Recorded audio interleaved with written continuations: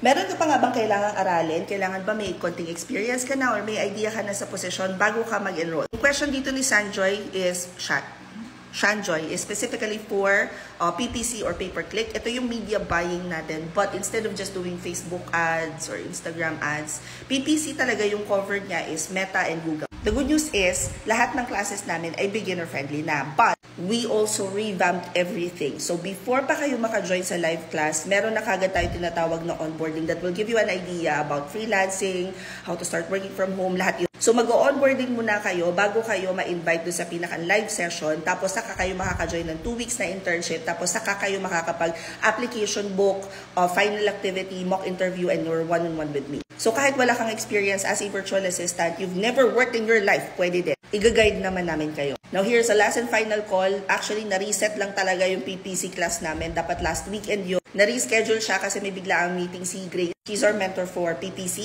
So again, last and final call.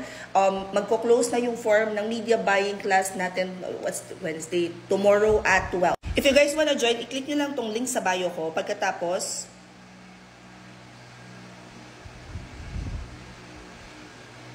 it will open our gig hub. Hanapin nyo lang live mentorship, tapos 999 PPC media buying with internship. Nandyan na din lahat ng classes na ino-offer namin, and keep in mind, nandito rin yung free resources natin if hindi pa kayo sure kung para sa inyo freelancing. Kung nasa Instagram ko kayo, ito yung kiklik nyo. Pag hindi gumana ang TikTok at saka ang Instagram, punta na lang kayo sa Facebook page ko. Pagkatapos hanapin nyo itong post na to, sa mismong caption yung pinakang link to enroll. Ganon din naman sa YouTube, nasa description box lang. And yes, everything that I mentioned is only 999 pesos. So weekend na yung class nito, 4 till 8 p.m. Saturday and Sunday siya. Tapos after nun is yung pinakang internship. Sa internship guys ay ano siya, output based. So wala siyang oras na kailangan nyo siyang tapusin. Everything will be discussed sa onboarding. Again, PSE lang. This is closing tomorrow at 12.